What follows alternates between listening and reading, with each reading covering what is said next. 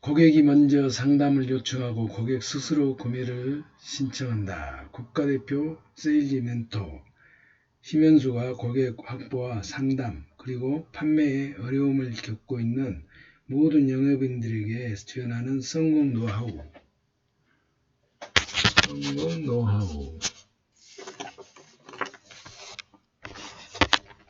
26세 100억 부자 2 영업왕 최고 세일즈 일기.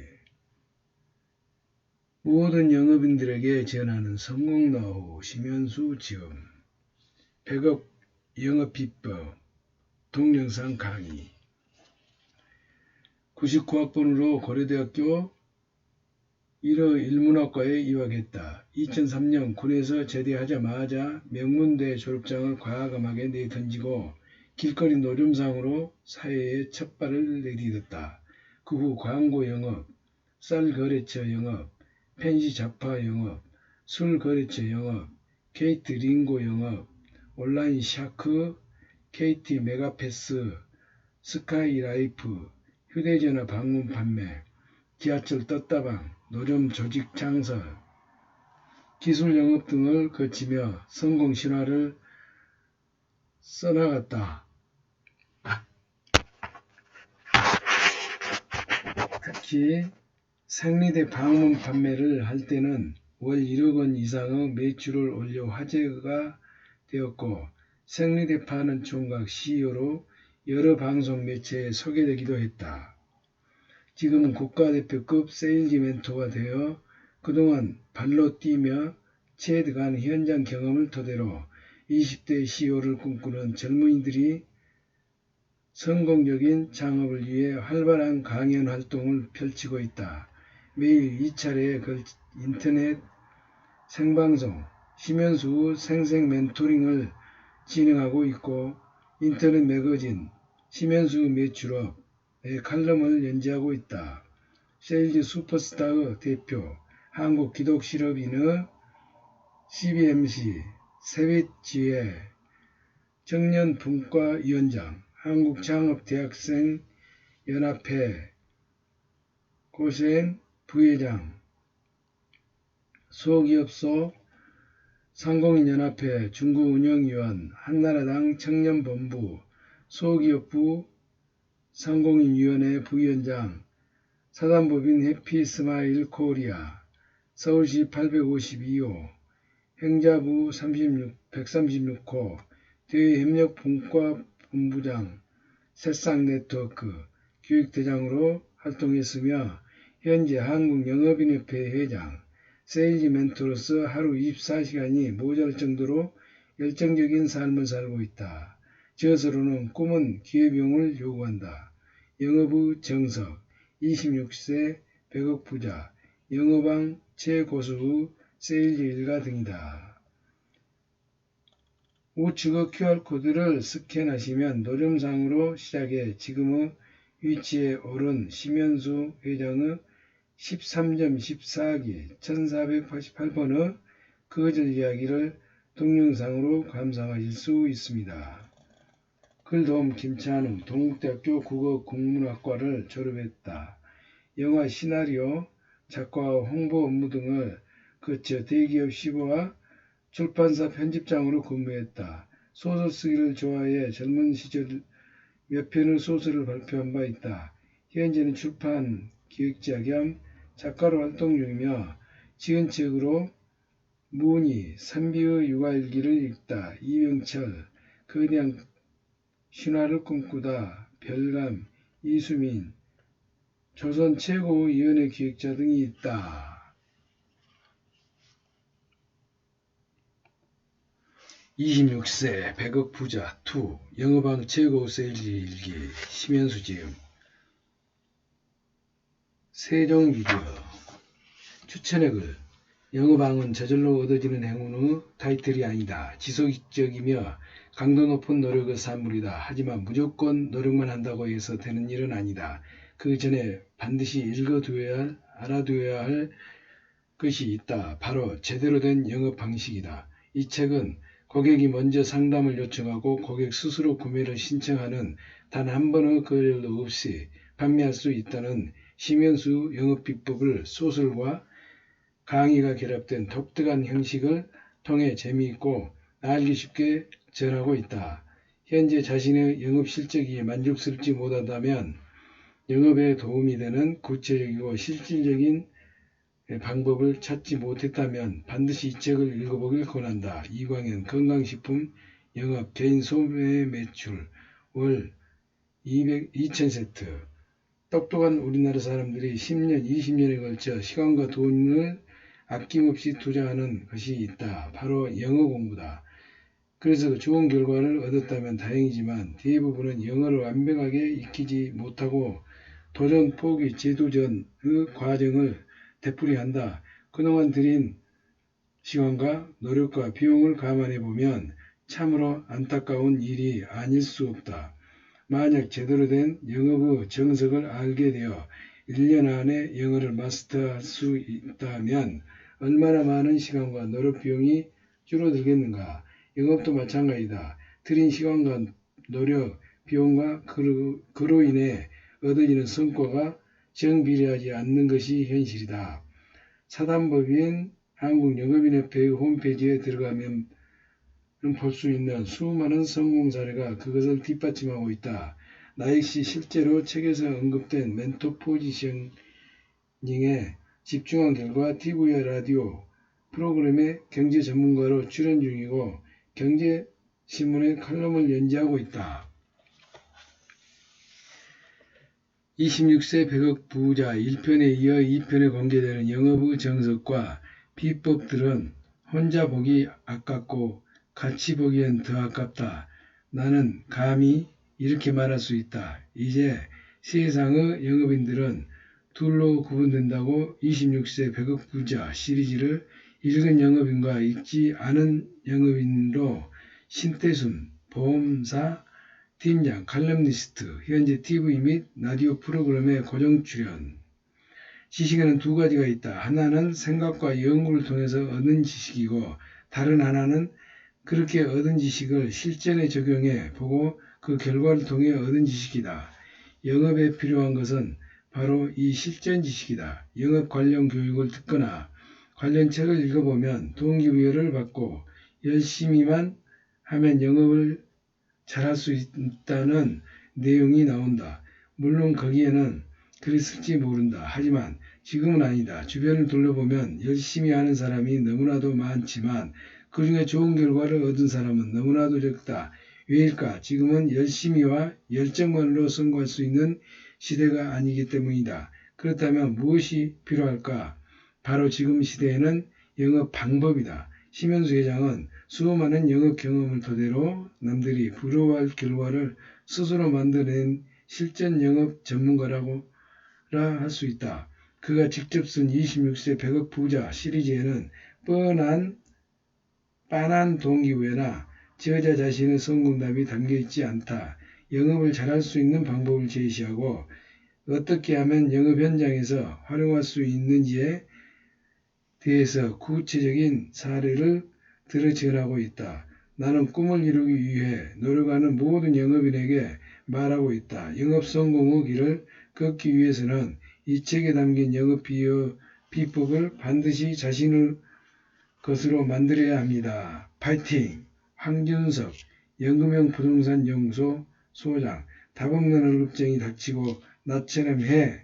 수익형 연금형 부동산이 답이다. 저자.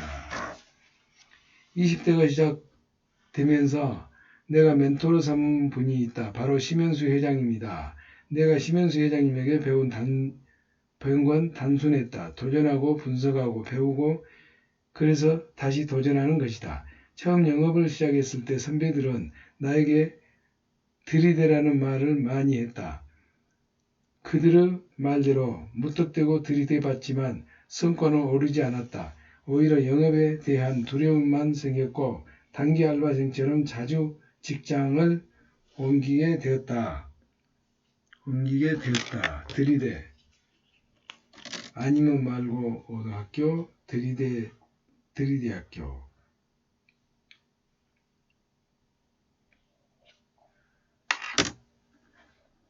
거절이란 단어에 익숙해지면서 패배감에 사로잡혀 나도 모르게 다니던 직장을 뛰쳐나왔던 것 같다. 그러나 심현수 회장님을 만났고 거절당하는 건 행동의 변화가 없었기 때문이라는 것과 들이대는 것보다 분석과 배움이 더 중요했다. 행동과 거절을 당하는 건 행동의 변화가 없었기 때문이라는 것과 들이대는 것보다 분석과 배움이 더 중요하다는 사실을 알았다. 나는 들이대고 거절당하고 거절의 이유를 분석하고 배우면서 성장해 나갔다. 실적도 쑥쑥 오르면서 지금은 내 사업이라는 생각으로 즐겁게 영업을 하고 있다. 요가 강사가 수강생의 몸을 잡아주며 올바른 동작을 가르치는 것처럼 심현수 회장님이 가까운 곳에서 나를 지켜보며 내 행동을 바로 잡아준 덕분이다. 내가 그랬듯이 많은 영업인들이 이 책을 읽고 들이대는 방식에서 벗어나 영업의 참 재밌는 느끼었으면 좋겠다. 김기현, 네이버 키워드 광고 영업 소설 속 수강생 김기현의 실제 모델. 말을 잘한다고 영업을 잘하는 것인가? 영업이란 열정인가? 열심히 한다고 해서 원하는 것을 얻을 수 있는가? 이와 같은 고민을 하고 있는 영업인들이 적지 않을 것이다. 이 책은 물론 그러한 고민을 말끔히 해결해 줄 수 없을지도 모른다. 무엇인가 알았다고 해서 잘하게 되고 고민이 해결되거나 인생이 바뀌는 비법 같은 일은 일어나지 않기 때문이다. 하지만 원하는 집에 들어가기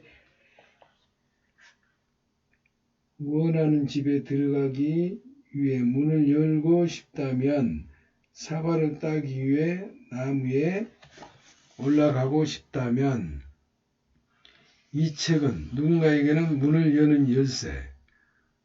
여는 열쇠가 되어줄 것이고 나무에 올라가는 사다리가 되어줄 것이다. 아는 것도 중요하지만 그보다 더 중요한 것은 실천이다.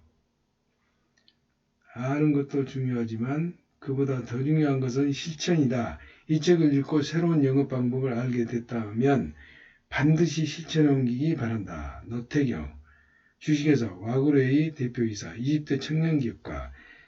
김고난의 이야기를 읽어 내려가다 보면 5년 전 심현수 회장님을 만나기 전 내 모습이 떠오른다. 김고난의 이야기. 얼마나 바닥을 기고 또 기었던지 정말 사업은 열심히 한다고 해서 되는 영역이 아니라는 것을 실감했다. 만약 그때 심 회장님을 만나 그분의 노하우를 듣지 못했다면 지금의 잘하다 미술은 없을 것이다. 지금은 마치 내 자신이 김고난에서 최고가 된 것 같다.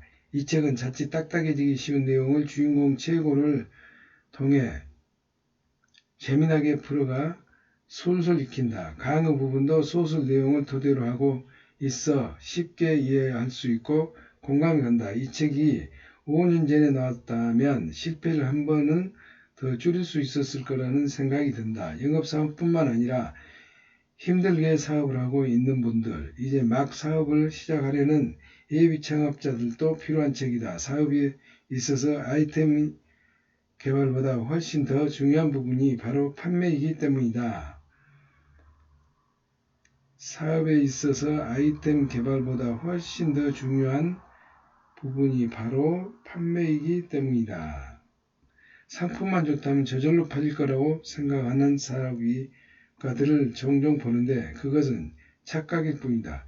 이 같은 착각에 사로잡혀 있는 사업가들, 특히 남의 말을 잘 듣지 않는 고집센 청년 창업가들에게 이 책을 일독을 권한다. 최민준, 잘하다 남아미술연구소, 수강 신청하려면 반년 이상 대기해야 하는 미술학원 소장.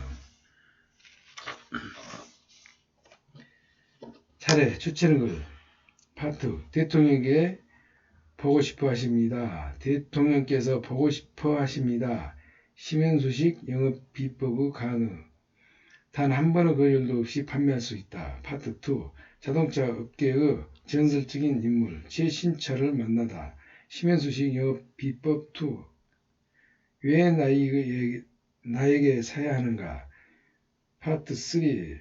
남자 혼자 가도 될까요? 심현수식 영업 비법 강의 3. 업무 시간에 할 일은 단 2가지뿐이다. 파트 4. 최고 월천의 회원이 되다. 심현수식 영업 비법의 강의사. 효율적인 문자 멘트와 전화 멘트로는 영업 능력을 높여라. 5.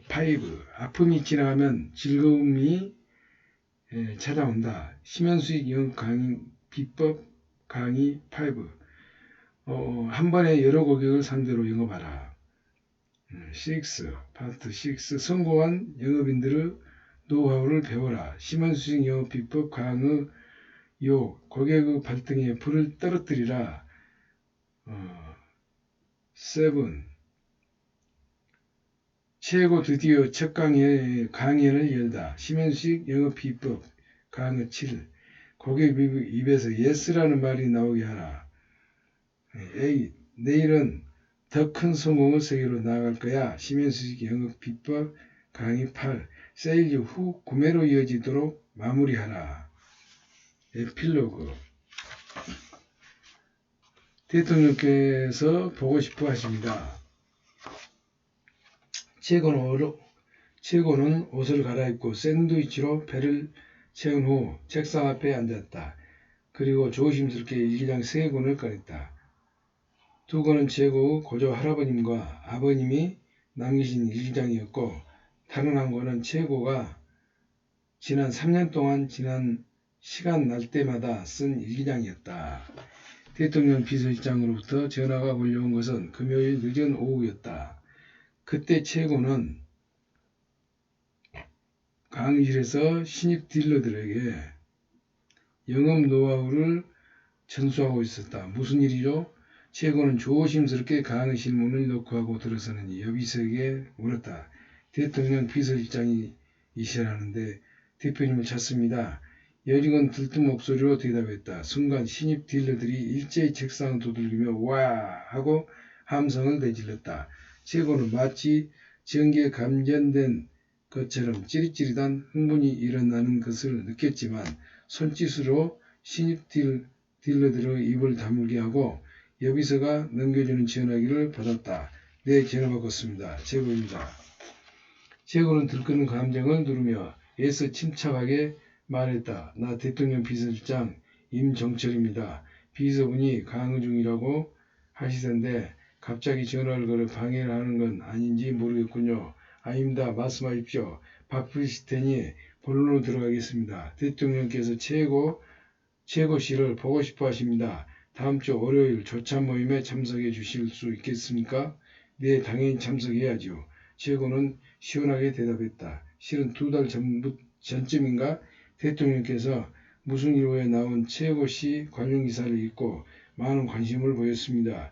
그러던 차에 비서진에게서 갈수록 경기 침체가 심화되고 있는 현 상황에서 남들과 차별화되는 세일즈 노하우와 끈질긴 노력으로 뛰어난 실적을 올려 여타 영업인들에게 귀감이 되고 있는 젊은 영업인 몇 분을 격려 차원에서 조찬 모임에 초청하는 것이 어떻겠느냐고 건의를 올리자 최고씨도 불렀으면 하시더군요.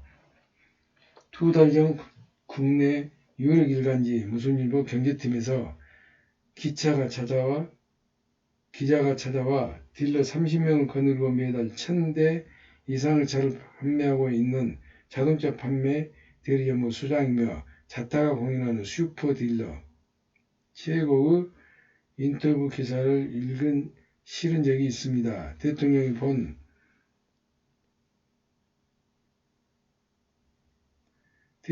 것은 아마도 그 기사일 것입니다. 최고 대리점에서는 국내는 물론 해외 유명 자동차 메이커의 신차 및 중고차를 판매하고 있었다. 아, 네, 부끄럽습니다. 그리고 영광입니다. 최고는 가슴이 뿌듯해져 오는 것을 느꼈다. 그럼 승낙하시는 걸로 알고 대통령께 말씀드리겠습니다. 네, 감사합니다. 비서실장님, 월요일에 뵙겠습니다. 최고가 전화를 끊자 또다시 강의실에서 와 하는 함성이 울려 퍼졌다. 최고는 천천히 전화기를 여비서에게 건네고 책상을 두드리며 소리치는 신입 딜러들을 둘러보았다. 3년 전만 해도 최고는 그들과 같은 입장이었다. 축하드려요, 대표님.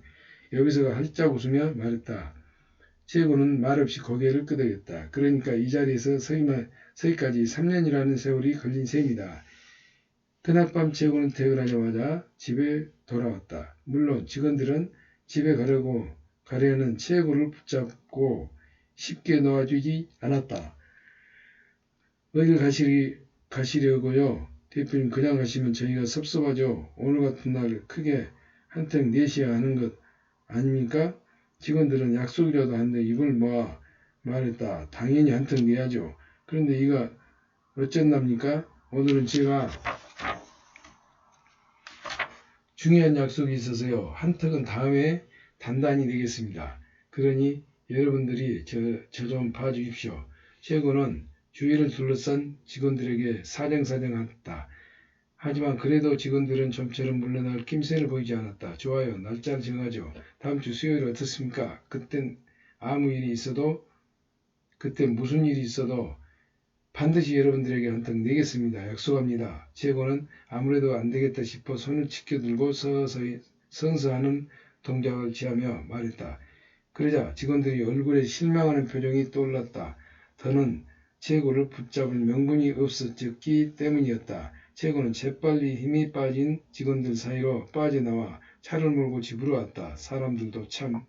오피스텔 근처 편의점 앞에 차를 세운 최고는 실망하는 직원들의 표정이 떠올라 피식 웃었다. 선서하듯 약속을 잡지 않았다면 그는 아직도 직원들의 손아귀에서 풀려나지 못했을 것이다. 최고는 편의점에서 샌드위치와 음료수를 사들고 다시 차에 올라 오피스텔 주차장으로 갔다. 주차장은 각종 차들로 가득 차 있었다. 최고는 지하 3층으로 내려가 간신히 차를 주차시키고 엘리베이터를 탔다. 처음 이사 왔을 때 최고는 주차장에 세워진 차를 보며 다짐했었다. 언젠가 이 오피스텔에 사는 사람들이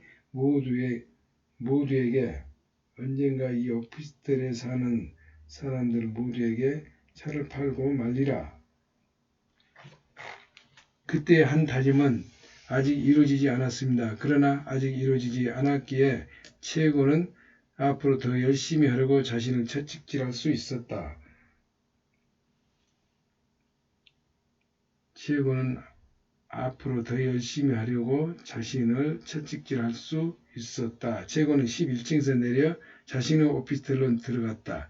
20평 남짓한 공간에는 침대와 옷장, 냉장고, 책상, 식탁 겸해서 쓰는 탁자만 많이 놓여 있었다. 냉난방이 중앙식으로 되어 있어서 다른 살림살이가 없었다. 최고는 샌드위치가 들어있는 봉투를 탁자에 내려놓고 주위를 둘러봤다. 오늘따라 유난히 일찍 들어와서일까? 최고는 왠지 자신의 오피스텔이 낯설게 느껴졌다. 어쩌면 낯설게 느껴지는 것이 당연한 일인지도 모른다. 지난 3년 동안 거의 매일 저녁 늦게 들어와 잠깐 눈을 붙이고 날이 밝자마자 일터로 달려나가지 않았는가. 최고는 옷을 갈아입고 샌드위치를 위로 배를 채운 후 책상 앞에 앉았다. 그리고 조심스럽게 일기장 3권을 꺼냈다. 2권은 최고의 고조 할아버님과 아버님이 남기신 일기장이었고 다른 한 권은 최고가 지난 3년 동안 시간 날 때마다 쓴 일기장이었다. 최고는 3년 전 생각과는 달리 영업이 잘 되지 않아 고민하던 끝에 보험회사를 찾았을 당시의 일을 떠올렸다. 기억조차 가물가물한 어린 시절부터 절에서 함께 살아 아버지인 줄을 알았던 석정스님이 나에게 2권의 일기장을 내주며 말씀하셨지. 네 아버지가 유럽 출장을 떠나기 전에 나를 찾아와서 맡긴 책들이다. 네가 25살이 되었을 때 전해주고 오라고 부탁하시더구나. 네 아버지가 유럽 출장을 떠나기 전에 나를 찾아와서 맡긴 책들이다. 네가 25살이 되었을 때 지어내주라고 부탁하시더구나. 친아버지에 대한 아버지를 들은 것은 그때가 처음이었다. 왜 하필 25 일기장을 지어내주라고 하셨느냐고 묻자 석정 스님은 그것은 자신도 잘 모르겠다고 하셨지.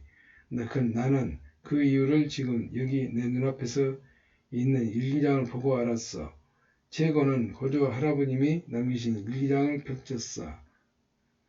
첫 문장은 이렇게 시작됐다. 오늘이 바로 25살 내 생일이며 조선 영업인회에 들어온 첫날이기도 하다. 그리고 다음 문장이 이어졌다. 이적된 일기를 쓰는 이유는 25살 생일과 조선 영업인회에 들어온 것을 기념하기 위함도 있지만 오늘은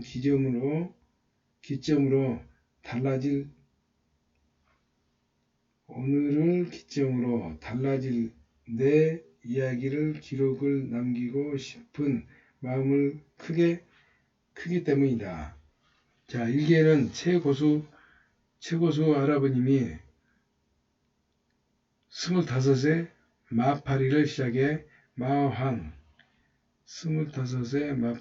시작해 마황이라는 별칭을 얻고 명실공히 조선 최고 판매 고수가 되어 고종 황제를 만나기까지의 과정이 적혀 있었다.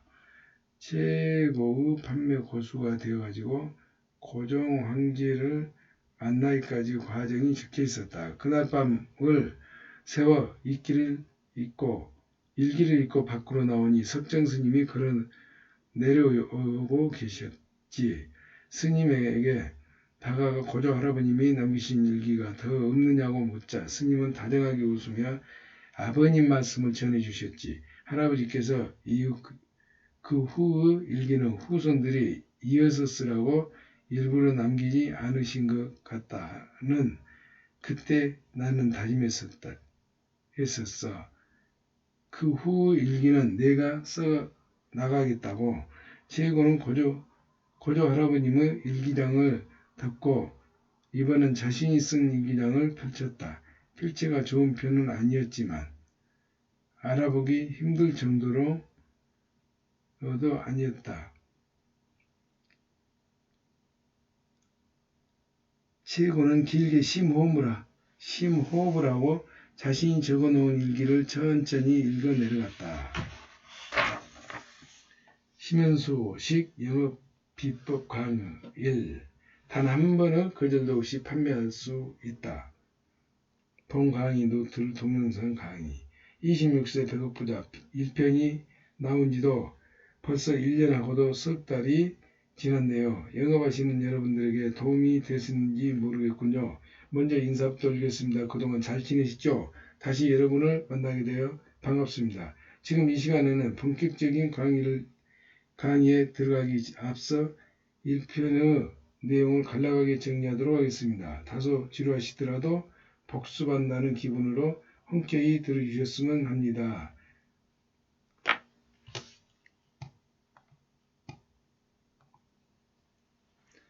1편의 강의 1에서 제가 강조했던 내용은 영업을 잘하기 위해서는 즉 고객이 내 물건을 잘 사게 하기 위해서는 구매 확률이 높은 고객을 찾아내서 만나야 한다는 것이었습니다.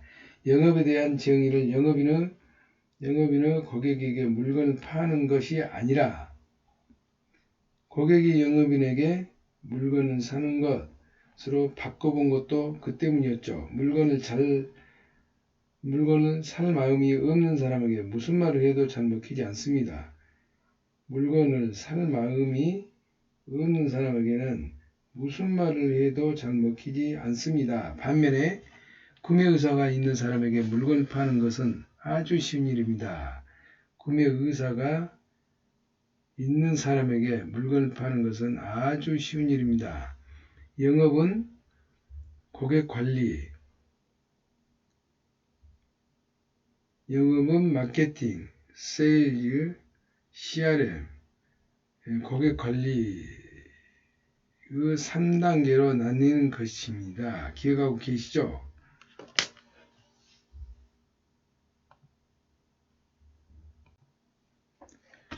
영업은 마케팅, 세일즈, CRM은 커스터머 릴레이션십, 매니저먼트, 고객 관계 관리의 3단계로 나눈다는 거 기억하고 계시죠? 내 물건을 사줄 고객을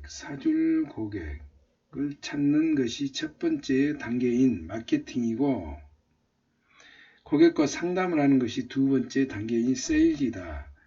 고객과 상담을 하는 것이 두 번째 단계인 세일즈.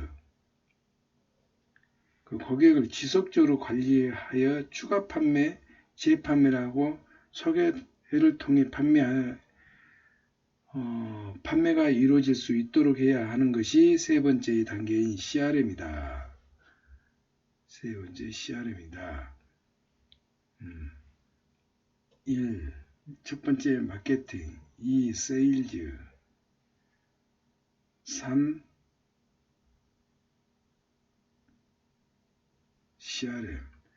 CRM이란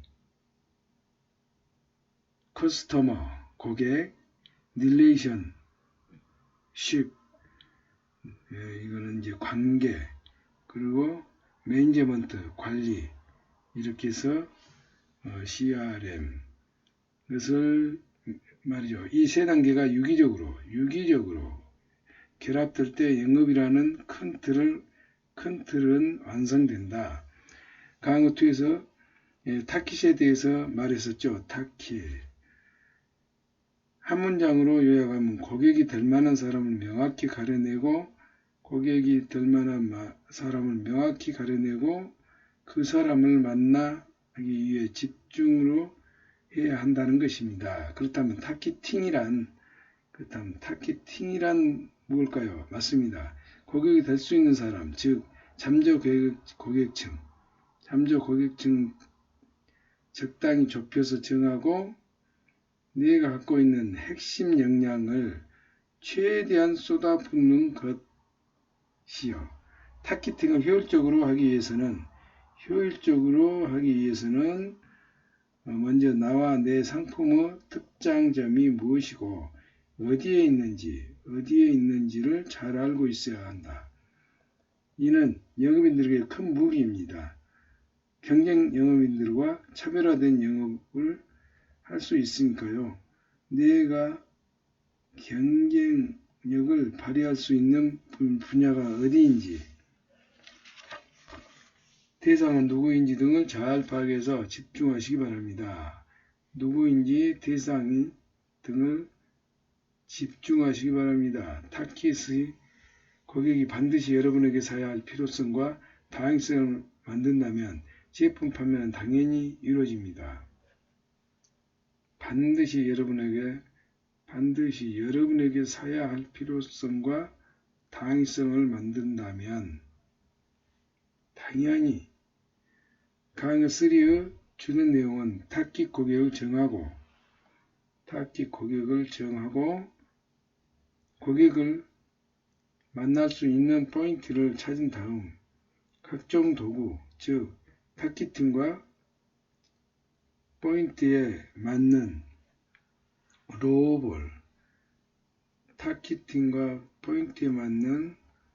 로봇을 만들어야 한다는 것이었지요. 낚시터에서 낚시를 할 때는 밑밥을 뿌려서 물고기가 모이게 한 후 맛있는 미끼를 바늘에 끼워서 던지지요. 로봇이란 바로 그 밑밥과 미끼와 같은 것입니다. 밑밥과 미끼와 같은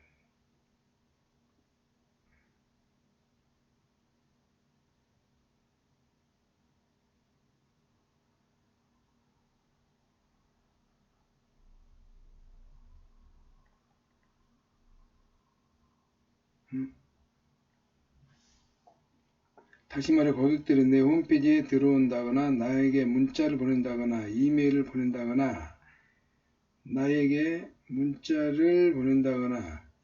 보낸다거나 내 홈페이지로 들어온다거나 보낸다, 연락을 하는 등의 행동을 하도록 유도하는 것이 로벌이다. 로벌.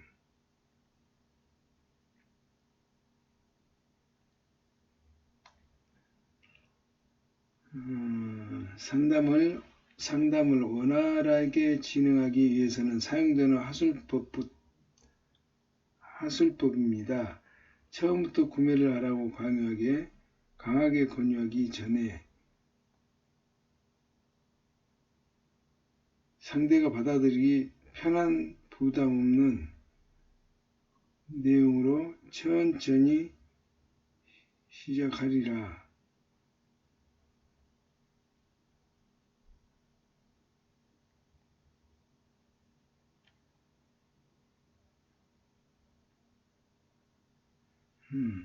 천천히 시작하라는 로봇 것이지요.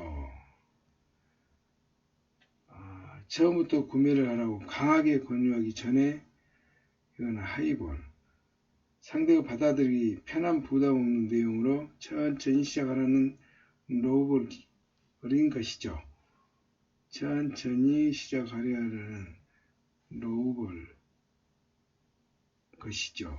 그것을 제 나름대로 마케팅에 접목시켜 발전시킨 것이 지금 로봇 정책 마케팅 전략인데요. 요약하자면 다음과 같습니다. 자, 모든 영업에는 프로세스가 있다. 각 프로세스, 특히 고객 발굴을 부드럽게 넘기기 위한 로봇이 필요하다. 프로세스에서 한 계단 올라가게 만드는 촉매제 역할과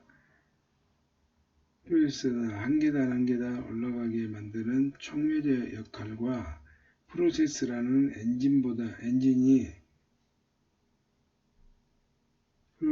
엔진이 보다 잘 돌아가게 하는 윤활유 역할을 동시에 프로세스 하는 로봇은 정보, 상품, 할인, 서비스, 샘플, 체험의 6가지로 나눌 수 있습니다. 이 6가지 로봇을 자신은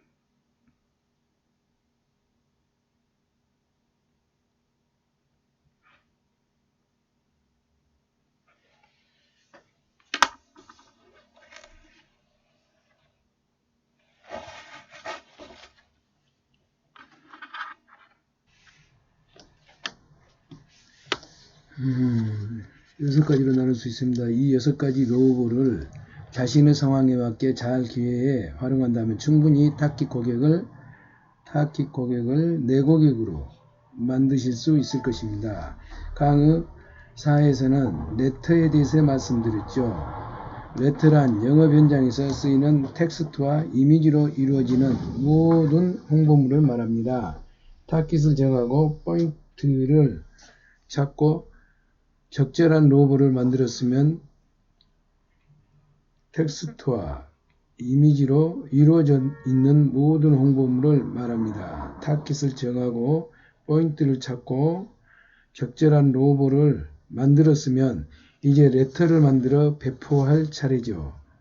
레터는 크게 온라인 레터와 오프라인 레터로 나눌 수 있습니다. 카페 글, 카페 상단 타이틀, 카페 메인 화면, 쪽지, 이메일, 블로그 포스팅, 지식인 답변 글 등을 온라인 레터라고 하고 전단물, 명함, 현수막, 택배 박스, 쇼핑백, 영수증, 스티커, 각종 판촉물 등은 오프라인 레터라고 하지요. 레터를 보내는 목적은 레터를 받은 잠재 고객이 문자나 전화로 이메일을 통해 나에게 연락을 하도록 만드는 것에 있습니다. 타깃 고객으로 로봇에 대한 안내를 하고 프로세스를 진행하는 데 필요한 로봇들은 알리는 수단으로 사용되는 것이 바로 레터지요. 잠재 고객에 내가 어떤 사람인지, 어떤 로봇을 갖고 있는지 제대로 알릴 수 있는 레터.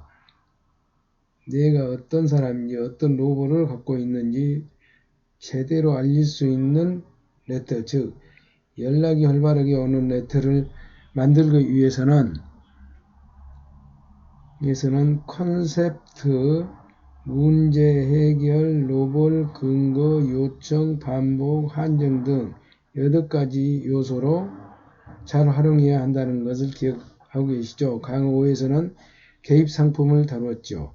친구 약속이 있어 버스를 기다리고 있는데 20분 지나도 오지 않을 경우 지하철을 타기 위해 이동하는 사람은 별로 없습니다. 시간이 지날수록 기다리는 시간이 아까워서 계속 기다리게 됩니다. 날씨가 춥든 덥든 말이죠. 이렇듯 투자한 것에 대한 보상심리, 다른 말로 말하면 미련한 본전심리, 영업에 활용한 것이 바로 개입상품입니다. 예를 들어 강남 한 미용실에서 하고 있는 시간당 10,000원을 받고 손님에게 딱 맞춤 서비스, 시간당 10,000원을 받고 손님에게 딱 맞춤 서비스 헤어스타일인 마이 스타일을 찾아주는 컨설팅을 우리는 개입상품이라고 하는데요. 한마디로 정의하면 각종 로봇을 통해 확보해 놓은 잠재 고객들에게 주력 상품의 구매를 주력 상품을 유도하기 위해서 판매하는 상품을 말합니다. 강의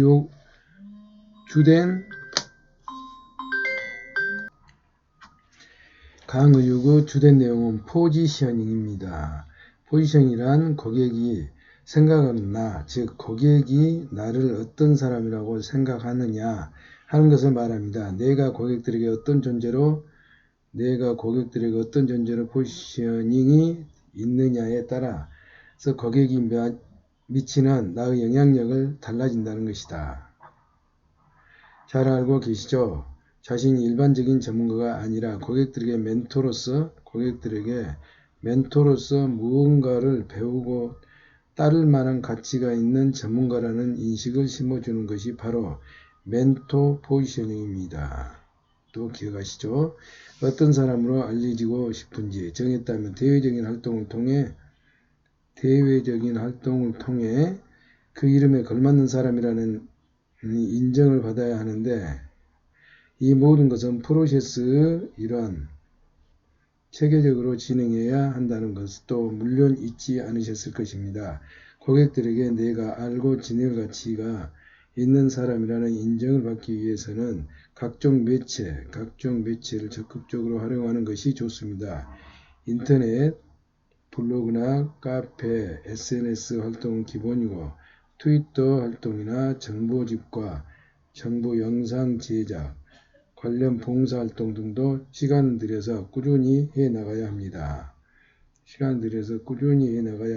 이외에 효율적인 활동은 칼럼 기고, 외부 출강, 언론에 노출될 수 있는 기획을 하는 것에 캠페인을 벌여 차별화를 꾀하는 것, UCC를 통해 빠르고 쉽게 다가가는 것 등이 있습니다. 이러한 활동을 통해 수집된 DB를 체계적으로 정리해 놓고 오프라인 소식지, 온라인 앱진 등을 보내면 보다 지속적으로 친밀한 관계를 형성할 수 있습니다. 마지막으로 강의 7에서는 잠재 고객들이 스스로 나에게 먼저 상담을 요청하도록 유도하는 방법을 대해 말씀드렸죠. 앞후 강의들을 통해 배운 내용을 바탕으로 차근차근 준비해서 프로세스를 하고 그에 따라 타깃과 개입 상품을 설정한 후 타깃으로는 로봇과 레터를 만들어서 잠재 고객 DB를 꾸준히 모으고 관리하며 전문가 권위가 멘토로서 인정받도록 해야 한다는 것 잊지 마십시오. 온라인이든 오프라인이든 고객들과 접촉할 수 있는 채널을 다양화하고 고객들에게 제대로 작성된 레터가 전달될 수 있도록 해야 합니다. 그로 인해 우리가 갖고 있는 로버를 신청하게 함으로써 DB를 확보할 수 있어야 합니다. 뿐만 아니라 나와 한번 접촉할 기회는 각종 DB 관리 시스템을 통해 계속해서 내 울타리 안에 머물게 해야 합니다. 1차 DB는 2차 DB로 올릴 수 있는 구상을, 2차 DB는 3차 DB로 올릴 수 있는 구상을 해 나가고 한 단계마다 발전되어 나에 대한 전문성을 인정하는 DB들이 생기면 이를 따로 관리할 수 있는 방법을 따로 찾아서 만드세요. 간단한 정보집을 신청하면 1차 정보가 동영상이나 전화 상담 등을 신청하면 2차 DB가 되고 그 후 오프라인 상담을 신청하면 3차 DB가 되도록 하는 프로세스를 진행해 보면 어느 정도나 1차에서 2차로 2차에서 3차로 올라가는지 알게 됩니다. 이를 토대로 전체적인 마케팅 전략을 기획하시기 바랍니다. 자, 여기까지가 1권의 내용이었습니다. 다음부터는 본격적으로 2권에 대한 강의가 시작하겠습니다. 저는 자신있게 말할 수 있습니다. 자, 세일즈 멘토 심현수에게 배운 내용을 알차게 실행하는 당신 단 한 번의 거절도 없이 판매할 수 있습니다. 당신 단 한 번의 거절도 없이 판매할 수 있습니다. 배운 내용을 알차게 실행하는 당신. 자, 파트 2 자동차 업계의 전설적인 인물 최신차를 만나다. 나는 일기의 내용을 내 나름대로 해석해서 당장 영업에 활용했다. 이틀 내내 인터넷을 뒤져 모은 자료를 토대로 자동차 관리 방법, 나에게 필요한 자동차의 제대로 고르는 법을 작성했고 그러한 내용을 담겨있는 전단지를 만들어 사람들에게 나누어 준 것이다. 2009년 11월 11일 수요일. 오늘은 내 스스로 정한 25 내 생일이다. 그 이유는 오늘 이름을 김고난에서 김고로에 바꿨기 때문이다. 그럼 실제 내 이름은 최고난이 아니라 최고가 된다. 실제 이름은 최고가. 그럼 실제 내 이름은 최고가 되고 최고 마음에 든다. 최고난에서 난이라는 한 글자만 빼면 가장 어렵고 힘든 사람에서 단번에 가장 뛰어난 한 글자만 빼면 가장 어렵게 힘든 사람이에서 단번에 가장 뛰어난 사람이 되리라는가. 물론 나는 알고 있다. 양아버님이 내게 고난이라는 이름을 지어준 것은 하늘의 별처럼 빛나는 인물이 뜻이었다 하는 것을. 그러나 군 제대 후 내 삶은 고달프기만 했다. 솔직히 나에게는 고난의 시간이었다. 이름을 바꾼 지금 나는 새로운 미래를 향하여 힘차게 나갈 것이다. 나는 새로운 미래를 향하여 힘차게 나갈 것이다. 그것은 나에게 하는 다짐이자 나와의 약속이기도 하다. 고조 할아버지의 일기장을 보니 일기를 처음 쓰신 날짜가 1879년 5월 10일이다. 따라서 128년 6개월 만에 일기를 이어 쓰는 셈이다. 고조 할아버님이 적은 날짜가 음력이라도 해도 나는 그렇게 여길 것이다. 법무사에 갔다. 온지도 벌써 6개월이 지났다. 고조 할아버님과 마찬가지로 나 또한 매일매일 일기를 쓰지 못했다. 서울로 돌아온 그날 나는 집에 오자마자 근처 문방구에서 일기장부터 샀다. 그리고 집에 들어와 저녁을 먹고 책상 앞에 앉아 일기를 쓰려 했다. 하지만 어찌된 일인지 단 한 줄도 쓰지 못했다. 마치 머릿속이 텅 비어버린 듯 아무 생각도 나질 않았다. 하고 싶은 말도 떠오르는 이야기도 없었다. 나는 일기 쓰기를 포기하고 수첩을 꺼내 간단하게 수첩권에 간단하게 그날의 일을 메모했다. 지금 펼쳐서 읽어보니 정말 간단하다. 오후 5시 서울 도착. 문방구에 들려 일기장 구입. 저녁 먹고 책상 앞에 앉아서 한참 일기장과 씨름하다. 이게 다였다. 그래도 그때부터 거의 매일같이 쓰듯 수첩에 그날 메모한 덕분에 6개월이 지난 지금 이렇게 일기를 쓸 수 있는 것이리라. 메모를 보니 김고난 아니 최고난이라는 이름으로 살았던 당신은 그야말로 고난의 연속이었다 해도 과언이 아니다. 고조 할아버님이 일기를 읽고 무엇이든 해낼 수 있다는 자신감이 내 안에 스며들었던 것은 사실이다. 하지만 현실은 결코 만만치 않았다. 나는 일기의 내용을 내 나름대로 해석해서 당장 영업에 활용했다. 이틀 내내 인터넷을 뒤져 자료를 토대로 자동차 관련 방법, 나에게 필요한 자동차 제대로 고르는 법을 작성했다. 그러한 내용들이 담겨있는 전단지를 만들어 사람들에게 나눠주었다. 열흘 동안 내가 직장인들이 많이 모이는 거리를 돌아다니며 뿌린 전단지는 모두 10,000장이 넘는다. 나는 그 중에서 적어도 1,000명의 사람은 연락을 해올 것이고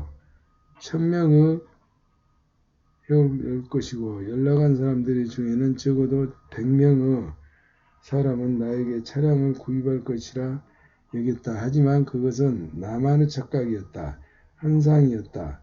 내 예상을 완전히 벗어나가고 말았다. 결과는 참담하기 그지없었다. 전단지를 보고 연락을 해온 사람은 고작 5명 뿐이었다. 그 5명도 모두 내 고객이 됐다면 이렇게까지 억울하지 않을 것이다. 하지만 그들의 약속이라도 한 듯 원하는 차의 가격만 물어보고 차갑게 전화를 끊었다.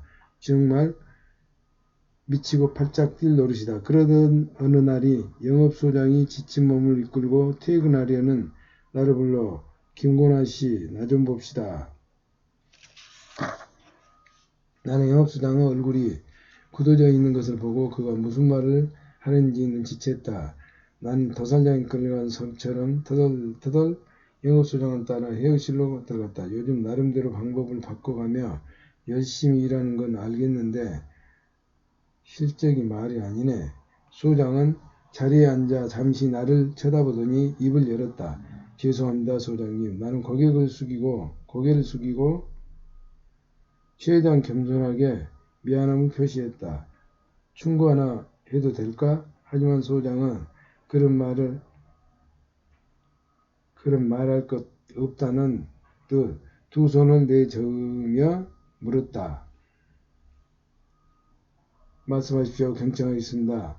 영업은 쉬운 게 아니야. 아무리 머리를 써서 남들과 다른 방식으로 전단지를 만들었다 해도 길거리에 서서 지나가는 사람들에게 무작정 전단지만 나눠준다고 차가 팔릴 것 같은가? 그것을 하면서 하는 건 나중에도 늦지 않고 일단 그 전에 할 건 해야지. 안 그래? 순간 울컥하는 감정이 치밀어 올라왔다. 나는 숙였던 고개를 들고 소장을 노려봤다.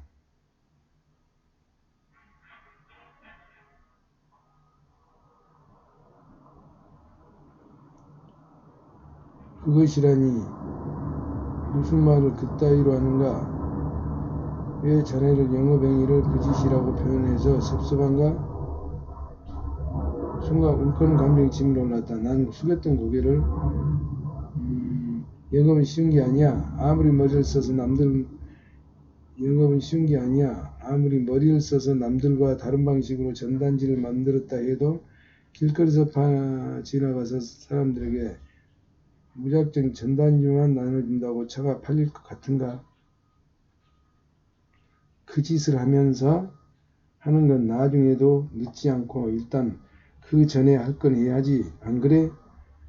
묻지 않고 일단 그 전에 할 것을 해야지 하는 순간 울컥하는 감정이 치밀어 올랐다. 나는 숙였던 고개를 들고 소장 너를 보았다. 그 짓이라니. 무슨 말을 그따위로 하는가? 왜 자네의 영업행위를 그 짓이라고 표현해서 섭섭한가? 소장도 지지 않고 나를 노려보았다. 소장 최곤란.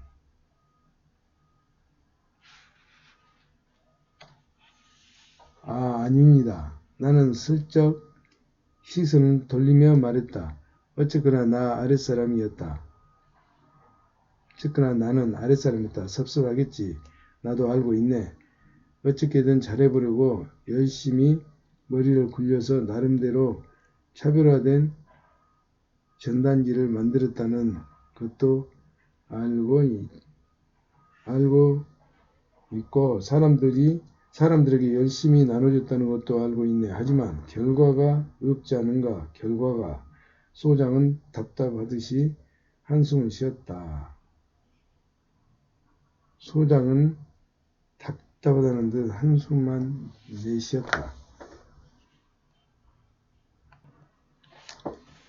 나는 슬쩍 시선을 돌리며 말했다. 어쨌거나 나는 아랫사람이다. 섭섭하겠지. 나도 알고 있네. 어떻게든 잘해보려고 열심히 머리를 굴려서 나름대로 차별화된 전단지를 만들었다는 것도 알고 있고 사람들에게 열심히 나눠줬다는 것도 알고 있네. 하지만 결과가 없지 않은가? 결과가. 소장은 답답하듯 한숨을 내쉬었다. 전단지나 명함을 나눠주는 것은 기본 중의 기본이야. 영업사원이 이라면 누구나 다 하는 일이라는 뜻일세. 하지만 지금 자네에게 가장 필요한 방법이 뭔지 아는가? 주변의 아는 사람을 찾아가 부탁하는 거야. 친척이든 대학 선후배이든지 군대 동기든지 여자친구든 무조건 찾아가서 부탁하는 게 제일 빨라. 죄송하지만 소장님, 더는 찾아갈 사람이 없습니다. 자넨 참 부정적인 사람이야. 왜 없어? 자네 부모님을 아는 사람이 한 명도 없나? 삼촌은, 숙모는, 지인들에게 아는 사람이 소개시켜달라고 하면 기본을 할 텐데 그 일을 왜 못하나? 쪽팔린다고 생각하면 더 이 일 못해. 때려치워야지. 구이도 조장한 잔소리를 계속되었다. 하지만 나는 귀를 닫아 걸고 듣지 않았다. 표현만 달랐지 말하고자 하는 요지는 시인을 찾아가 살 사람을 소개시켜달라고 부탁하는 것이기 때문이었다.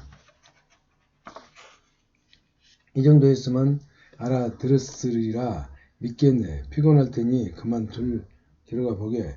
네, 소장님, 내일 뵙겠습니다. 나는 일었었어. 소장님 꾸벅 인사를 하고 영업소를 나왔다. 그것이 시작이었다. 소장은 매일 저녁 퇴근하려는 나를 불러 앉혀놓고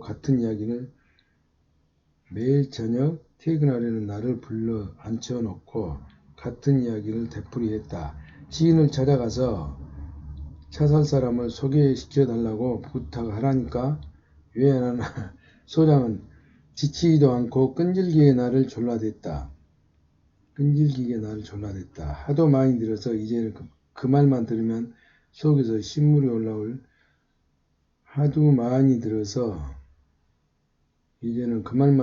그렇게 일주일이 지나고 새로운 한 주가 시작되었다. 하지만 나는 새로운 한 주 역시 차 한 대를 팔지 못했다. 당연히 소장의 잔소리가 줄기차게 계속되었고 나는 매일 그 소리를 들어야 했다. 그 다음 주의 상황 또 한 번 마찬가지였다. 변화는 일어나지 않았다. 미친 듯이 길거리로 돌아다니며 전단지를 뿌려댔지만 연락이 오는 사람은 극히 드물었다. 제발 한 대만 팔게 해주세요.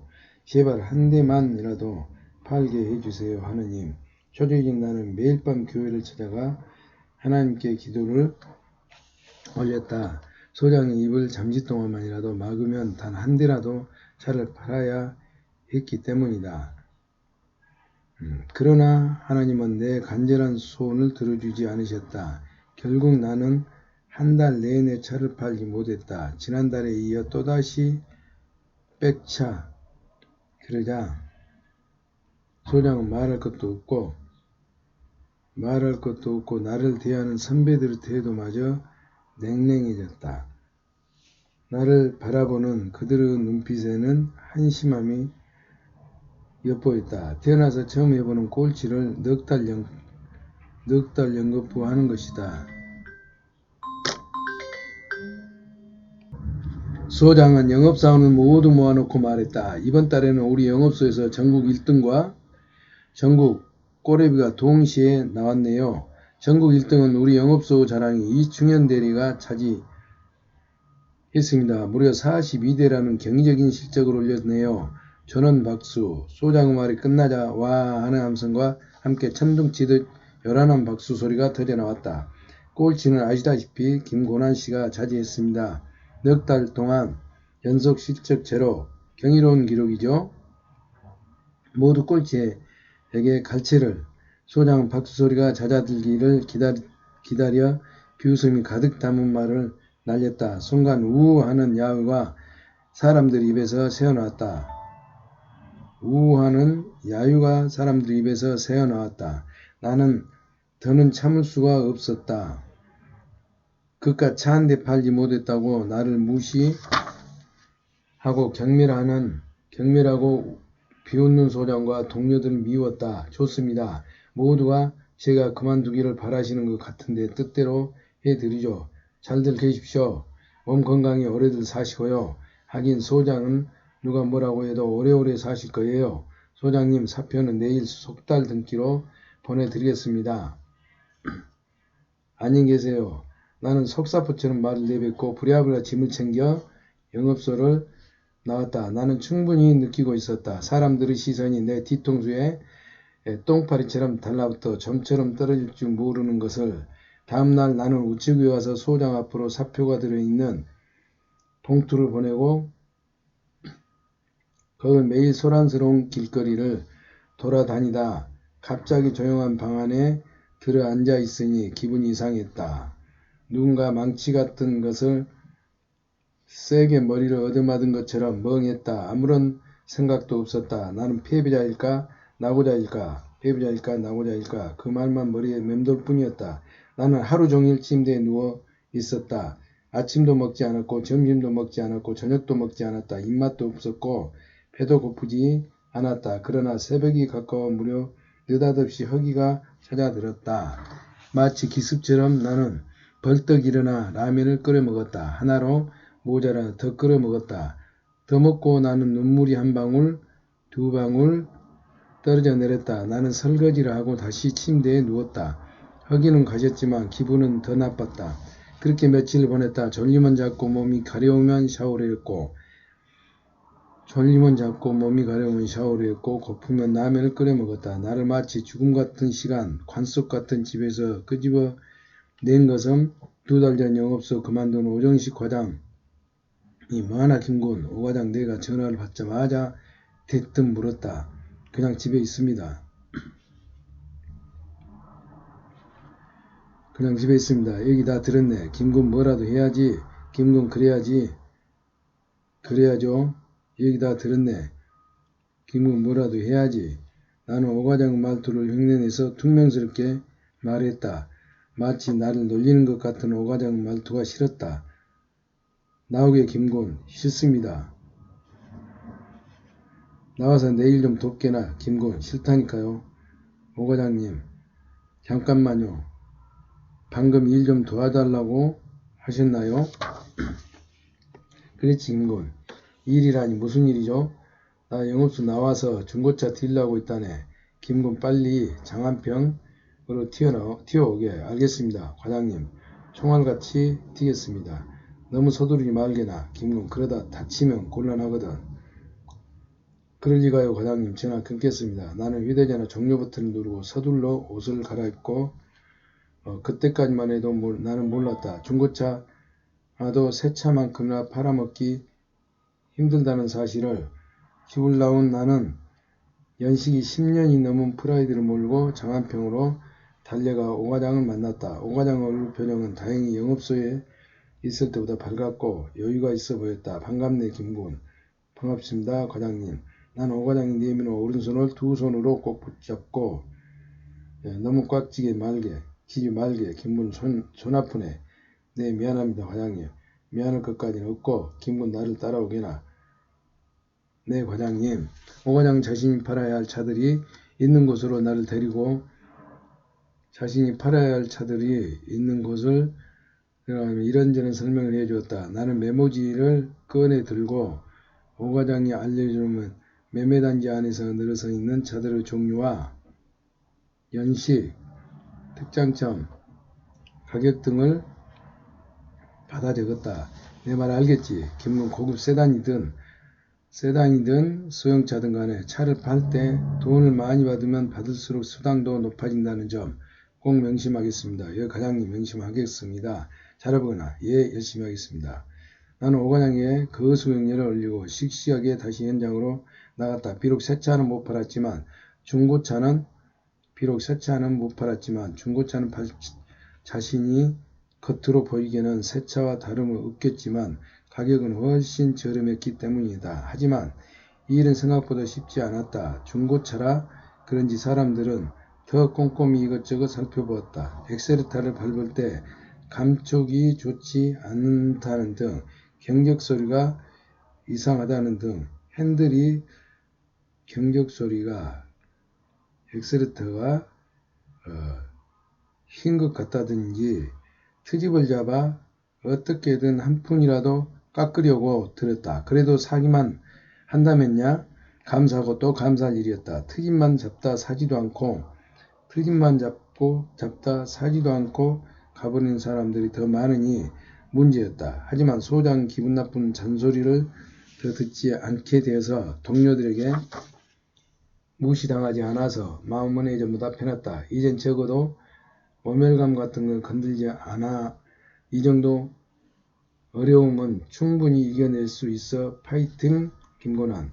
나는 힘을 내서 가까운 지인들에게 중고차 판매를 시작했는데 사실을 알렸고 또다시 나에게 맞는 중고차 고르는 방법, 바가지 쓰지 않는 중고차 사는 법 등 적혀있는 전단지를 만들어 사람들에게 나누어 주었다. 기대했던 것만큼은 아니지만 전단지를 보고 전화를 걸어오는 사람이 새 차 판매할 때보다 그 중에서 매장으로 나를 찾아오는 차를 산 고객도 2명 있었다. 화이팅! 내가 중고차업계에서 전설적인 인물로 알려진 최신차 딜러를 만난 것은 중고차 판매를 시작한 지 석 달 정도. 중고차업계에서 전설적인 인물을 알려진 최신차 딜러를 만난 것은 중고차 판매를 시작한 석 달 정도 지났을 때였다. 가을이 깊어가는 어느 날 오후 도로의 제왕으로 알려진 메르세데스 벤츠 S600이 매장 안으로 들어섰다. 제비처럼 날렵한 색의 차량이 멈추고 은색의 차량이 멈추고 키 큰 중년 남자가 문을 열고 내렸다. 순간은 과장은 득달같이 남자에게 들어가 허리를 굽혀 인사를 했다. 오과장은 득달같이 남자에게 허리를 굽혀 인사를 했다. 나 또한 호기심에 이끌려 과장에 따랐다. 선배님 안녕하십니까? 저 오정식입니다. 기억하시겠습니까? 오과장 말투는 장난기 하나 없이 깍듯했다. 당연히 기억하지. 어때 차는 잘 팔리나? 웬걸요? 그 근근히 유지하는 정도입니다. 그래야 쓰나 내 도움을 필요하면 언제든지 말하게. 내가 도와줄 수 있는 일이라면 돕겠네. 중년의 남자가 명함을 꺼내 오과장에게 내밀었다. 오과장은 그 명함이 마치 보물이라도 되는 듯 소중히 받아들였다. 명함이 받아들였다. 말씀만이라도 감사합니다. 말씀만이라도 감사합니다. 선배님. 그런데 이 친구는 누군가? 중년의 남자가 나를 쳐다보며 물었다. 제 후배입니다. 선배님, 저와 함께 H자동차에 근무했었는데 지금은 세일즈를 도와주고 있습니다. 저와 함께 근무했었는데 지금은 제 일을 도와주고 있습니다. 뭐하고 있나 김군. 어서 선배님께 인사드리지 않고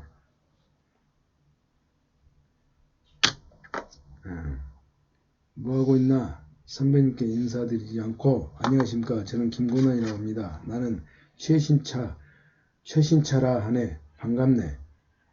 나는 최신차라 하네. 반갑네. 남자는 명함을 꺼내 제게도 한 장 건네주셨다. 언제 차 한잔 마시러 오게나. 오늘은 바쁜 일이 있어 이만 가봐야겠네.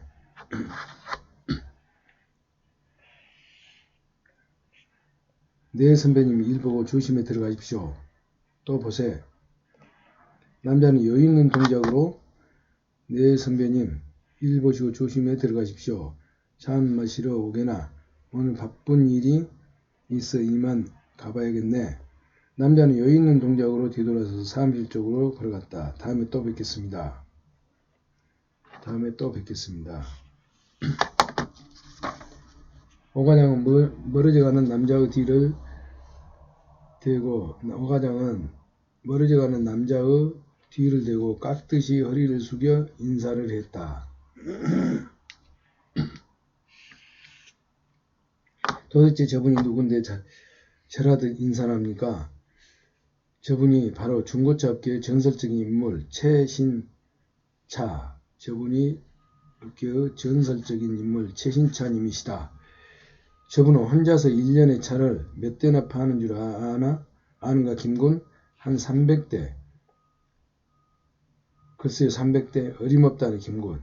나는 선배의 말을 듣고 깜짝 놀랐다. 300대도 사실 많이 부른 것이었다. 속으로 한 200대 정도나 팔겠지 생각하고 있었다. 그럼 500대? 얼추 맞았네. 500대 얼추 맞았네. 김군 하지만 그건 평균적인 숫자이고 1000대 넘게 파셨다 해도 있었지. 1000대? 나는 입을 떡 벌렸다. 1000대면 한 달에 83대 이상으로 팔아치운 셈이다. 이는 주말까지 합쳐서 하루에 두세 대를 팔아야 가능한 수치. 아무리 중고차라고 하지만 한 달에 고작 서너 대 판매하고 있는 나로서는 상상조차 하기 힘든 기록이다. 도대체 비결이 뭘까? 몹시 궁금했다. 1000대면 한 달에 하루에다. 이 주말까지 합쳐서 두세 대 가능한 수치. 아무리 중고차라고 하지만은 나는 며칠을 망설이다 용기를 내서 최신차 선배에게 전화를 걸었다. 안녕하십니까. 김건환입니다. 얼마 전에 만나 뵈었던 기억하십니까? 그래 김건환 이름을 특이해서 기억하고 있네. 언제 차 한잔 마시러 오라고 하셨죠? 지금 찾아뵈도 될까요? 난 피식 새어나오는 웃음을 참고 말았다. 최신차란 이름이 특이하지만 지금 찾아뵈도 될까요?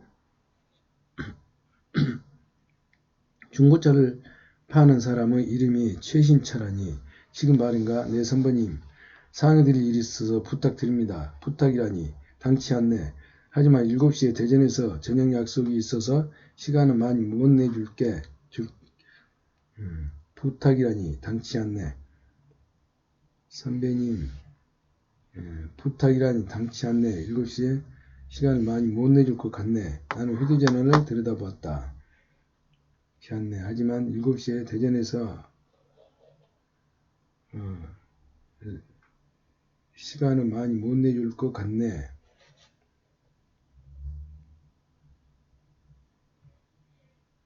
부탁드립니다.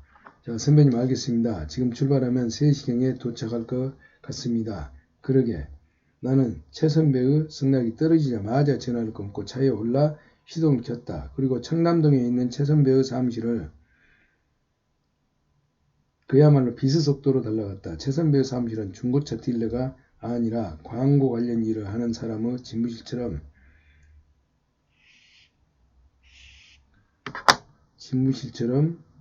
사무실은 중고차 딜러가 사무실은 광고 관련 일을 하는 집무실처럼 럭셔리 했다. 어서 오게나. 최 선배는 나를 자리에 앉히고 비서에게 녹차 2잔을 가져오라고 일렀다. 비서에게 녹차 2잔을 가져오라고 일렀다. 그래, 나와 상하고 싶은 일은 뭔가?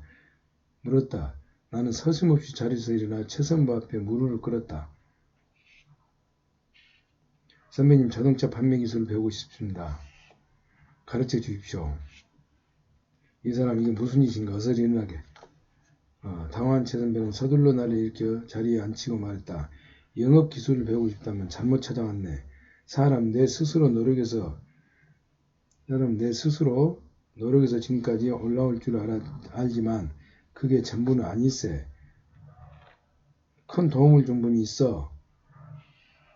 바로 한국영업인협회 심고수 회장님이네. 내가 본 사람 중에 가장 타고난 친구지. 그를 만난 것이 나에게 행운이었네. 자네도 여기서 이러지 말고 심고수 회장을 찾아가 보게. 길이 보일 걸세. 내가 보증하네. 나이는 나보다 어리지만 내가 마음속에 존경하는 친구거든. 이거 받겠나? 영업 기술을 배우고 싶다면 사람들 내 스스로 노력해서 여기까지 올라온 줄 알지만 그게 전부는 아니네. 나에게는 큰 도움을 준 분이 있어. 한국영업인협회 심고수 회장님이시네. 내가 본 사람 중에 가장 탁월한 친구. 나보다 어리지만은 마음속에 깊이 존경하는 친구. 판매 기술.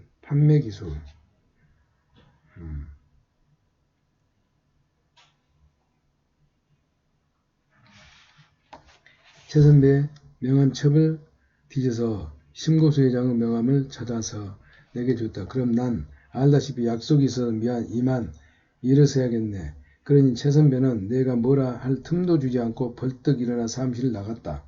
나는 멍하니 앉아 선배가 준 명함을 물끄러미 쳐다보았다. 일반 직장인들의 명함과는 달리 여러 장이 접혀 있었는데 첫 장에는 한 번의 거절도 없이 판매할 수 있다. 헤드카피.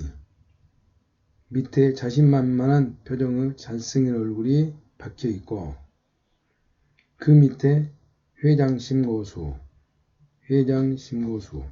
최 선배가 이 사람 덕분에 크게 성공했다는 이야기를 할 정도면 영업에 있어서 뭔가 특출한 능력을 지니고 있는 것만은 분명했다. 한국영업인 심고수 회장. 공교롭게도 고조 할아버님과 이름이 같았다. 운명일까? 최 선배 말처럼 사람이 정말 나를 제대로 된 영업의 길로 이끌 수 있을까? 몹시 궁금했다. 심은수 영업비법 강의 2. 왜 나에게 사야 하는가? 김고난은 아니 이름을 바꿨으니 이게 최고라니 해야겠죠?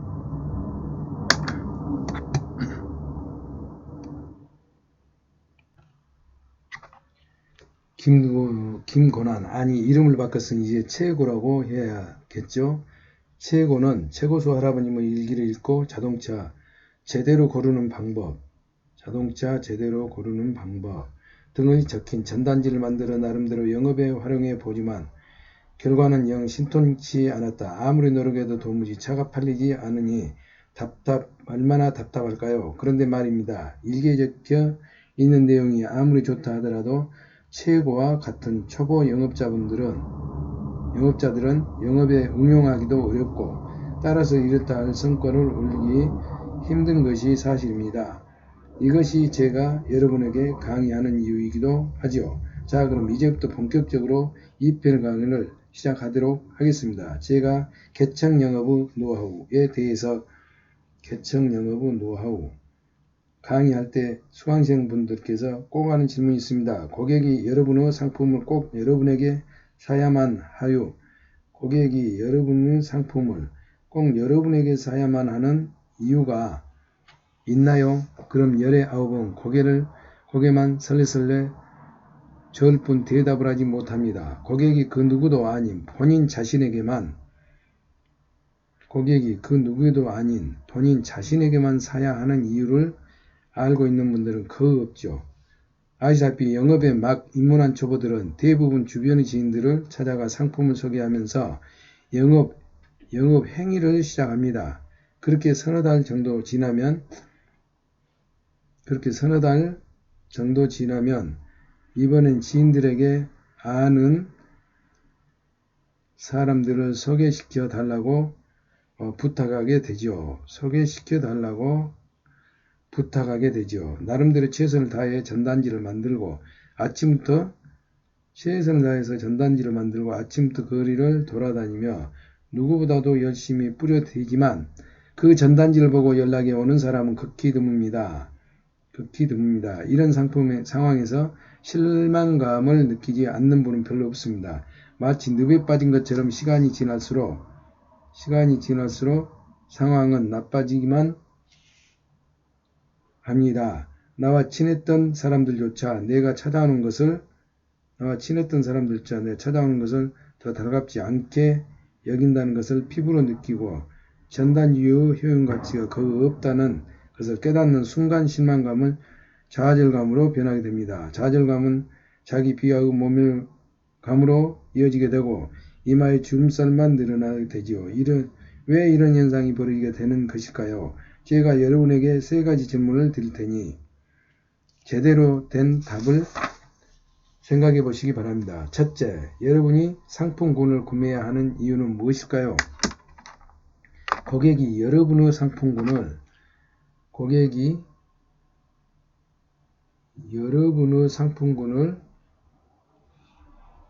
구매해야 하는 이유는 무엇일까요? 또 고객이 여러분의 회사에서 구매해야 하는 이유는 무엇일까요? 고객이 여러분의 구매해야 하는 이유는 무엇일까요? 여러분에게 잔인하게 들릴지 몰라도 첫 번째 질문에 대한 답을 내릴 수 없다면 지금 하고 계시는 일은 그만두는 것이 좋습니다. 이는 아주 기본적인 질문이기 때문입니다. 그에 대한 답을 내놓지 못한다면 고객을 설득하는 일조차 불가능하기 때문입니다. 두 번째, 사실 대답하기 곤란한 질문들입니다. 영업사원이 고객들에게 자신의 회사에서 사야 하는 이유를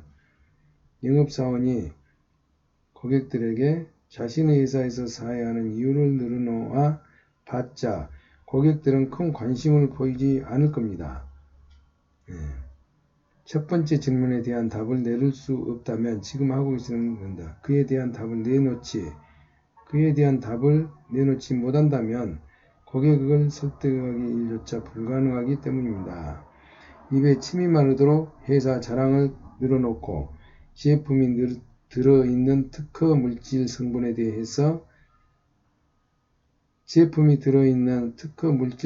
대해서 자부심을 가지고 설명을 하고 이미 많은 사람들이 사용하는 인기 제품이라고 아무리 떠들어 봐도 말이죠. 왜일까요? 그 이유는 고객이 영업사원 말에 신뢰를 가질 수 없기 때문입니다. 브랜드의 힘, 즉 회사 인지도가 다른 경쟁사에 비해 뛰어난 것도 아니고 회사 인지도가 다른 경쟁사에 비해 뛰어난 것도 아니고 특허 물질 성분도 생전 처음 들어보는 것이고 많은 사람이 사용하고 있다는데 자신의 처음 보는 제품이라며 누구나 비슷한 반응을 보일 겁니다. 고개를 갸우뚱하며 의심하겠죠. 그래서 다른 회사 제품 가격, 성능 등을 비교하다 끝내는 거절하게 되는 것입니다. 이제 가장 어려운 질문만 남아있군요. 세 번째 질문, 즉 나에게 사야 하는 이유 말입니다. 강의 시작할 때 말씀드렸듯이 이 질문에 대해서는 대부분 속 시원한 대답을 내놓지 못하는 것이 사실입니다. 고객 입장에서는 여러분의 제품을 구매한다는 하든 다른 영업인에게 구매하든 별 차이가 없습니다. 그로 인해 가격 출혈 경쟁이 일어나는 것이고 많은 영업인들이 고객이 원하는 것은 무엇이든지 애쓰는 것이죠. 그러다 보니 의료 입장으로 전략에 고객들에게 질질 끌려다니는 수밖에 없는 것이죠. 이는 어쩌면 당연한 일입니다. 고객이 친한 친구나 선배 후배가 아니라면 다시 말해 순수하게 개척 영업을 통해 고객을 만나고 어쩌면 당연한 일입니다. 고객이 친한 친구나 선후배가 아니면 다시 말해 순수하게 개척 영업을 통해 고객을 만나고 제품을 판매하기란 매우 어렵기 때문입니다. 예를 들어 여러분의 지인을 찾아갔는데 마침 그분은 여러분과 같은 제품을 판매하는 어떤 영업인에게 제품을 구입하기로 하고 계약서를 작성했다고 합시다. 그런데 지인이 그 영업인을 그날 처음 봤다고 한다면 여러분은 지인에게 뭐라고 얘기하시겠습니까? 섭섭한 속내를 드러내며 불만을 토로하고 당장 계약서를 찢어버리고 그 사람이 아닌 자신에게 제품을 사라고 조르기도 하겠죠. 그러나 남들보다 뛰어난 경쟁력과 차별성을 갖추지 않고는 순수한 개척 영업, 즉 다른 영업인의 지인을 상대로 제품을 판매하기란 매우 어렵습니다. 그러나 친척이나 절친한 지인들 중에 여러분과 같은 상품을 판매하는 영업인이 있다고 해도 여러분하고만 계약을 해야 하는 이유가 있다면 문제는 달라집니다. 제 경험담을 잠깐 들려드리죠. 예전에 생리대 영업을 하러 다닐 때의 일입니다. 이름 없는 회사의 화장품을 판매하는 어떤 영업인의 한 달 소득이 1000만원이 훌쩍. 이름 없는 회사의 화장품을 판매하는 어떤 영업인의 한 달 소득이 이야기를 듣고 그분의 대체 어떤 방법으로 영업을 하는지 알아보았죠. 어떤 방법으로 영업을 하는지 알아봤다. 그분은 자동차를 활용해서 고객들을 모은 후 화장품을 판매하고 있더군요. 전단물이나 선물 증정, 쿠폰 등을 통해 잠재 고객들을 모으고 그분들 차에서 태워 상품 설명을 할 수 있는 기회를 만들어 내고 차 안에서는 각종 자료나 도구들을 활용해 세일즈를 성공적으로 이끌어낸다는 것이었습니다. 저도 그런 방법을 사용해서 성공적인 세일즈를 하고 싶었죠.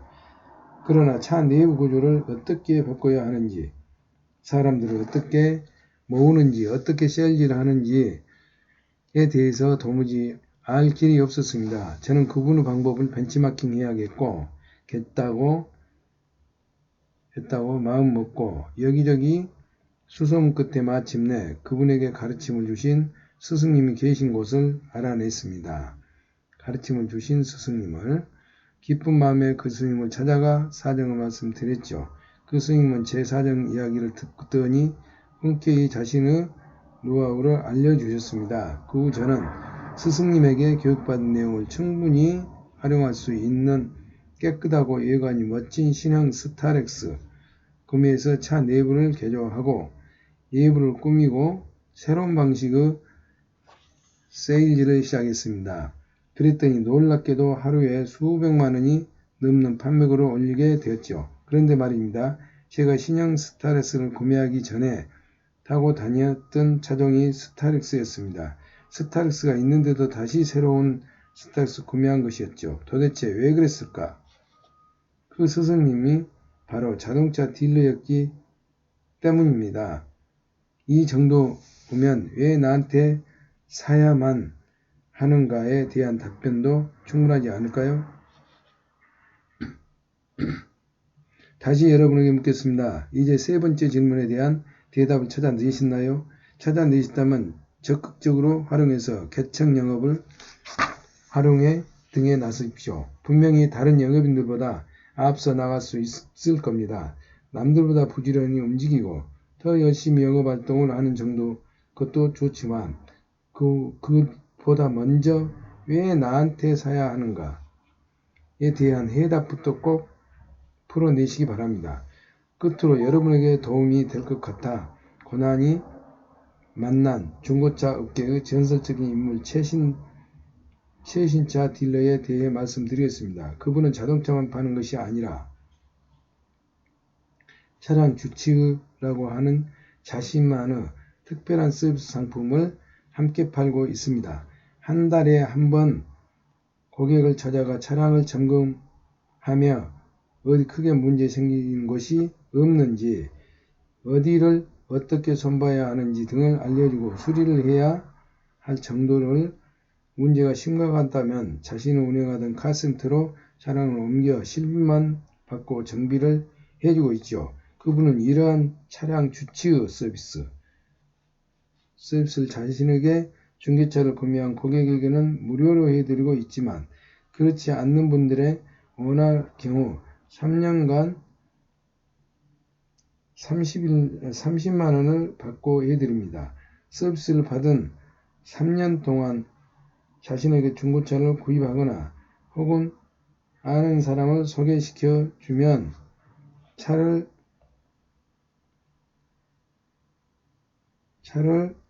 팔았을 경우 받았던 30만원을 되돌려 주죠.